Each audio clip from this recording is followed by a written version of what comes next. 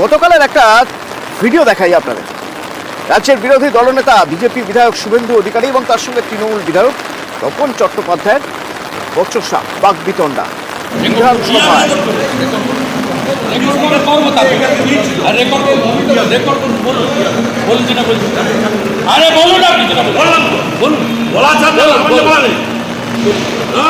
বলুন শুনুন, আমার মেয়ে থার্ড ডিভিশনে পাস করেছে, চাকরি পেয়েছে, মেয়ে ডবল পাস করেছে। চিটিং বাদ কোথাকার,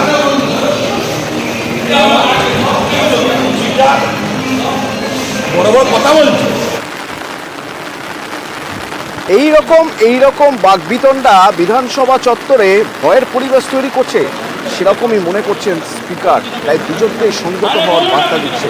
স্পিকার কি বলছেন? আমার সঙ্গে আবির রয়েছেন প্রতিনিধি, সরাসরি আবির। দেখো, গতকালকে বিধানসভার অধ্যক্ষ তিনি বলেছিলেন গোটা ঘটনাটা নিয়ে তিনি রিপোর্ট চেয়ে পাঠাবেন এবং সেই রিপোর্টের প্রেক্ষিতে জানানো হবে যে গোটা ঘটনার ক্ষেত্রে কি আসলে ঘটেছে।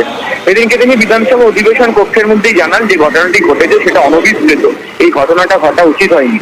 তিনি সিসিটিভি ফুটেজ দেখেছেন, একই সঙ্গে মার্শালের সাথে কথা বলেছেন এবং সেখানে বিধানসভা যে সমস্ত কর্মীরা ছিল তাদের কাছে দিনকে বিধানসভার অধ্যক্ষ উল্লেখ করেছেন।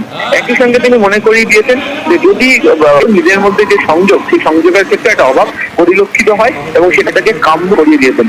একই সঙ্গে দিনকে কার্যত তিনি একটি বক্তব্য রেখে বিবৃতি রেখেছেন, যেটাকে নিয়ে বিজেপি শিবিরের তরফ থেকে পাল্টা কটাক্ষ করায় তিনি বলেছেন যাদের এত ভয় লাগছে, যারা নিরাপত্তার অভাবের কথা বোধ করছেন, তারা যেন বাইরে এমন কোনো আচরণ না করেন যার জন্য তাদেরকে এই সমস্যার সম্মুখীন হতে হয়। ফলে যে রিপোর্ট দেওয়া হয়েছিল সেই রিপোর্টের প্রেক্ষিতে দুই বিধায়ক এবং বিরোধী দলনেতা এবং তপন চট্টোপাধ্যায় দুজনকেই কার্যত অ্যালার্ট করা হলো, সতর্ক করা হলো এবং যে রিপোর্ট নেওয়া হয়েছে সেই রিপোর্ট সমস্ত কিছু খতিয়ে রেখেই যে সিদ্ধান্ত নেওয়া হয়েছে তা বিধানসভার অধ্যক্ষ তিনি অধিবেশনের মধ্যে জানিয়ে দিয়েছেন। ধন্যবাদ।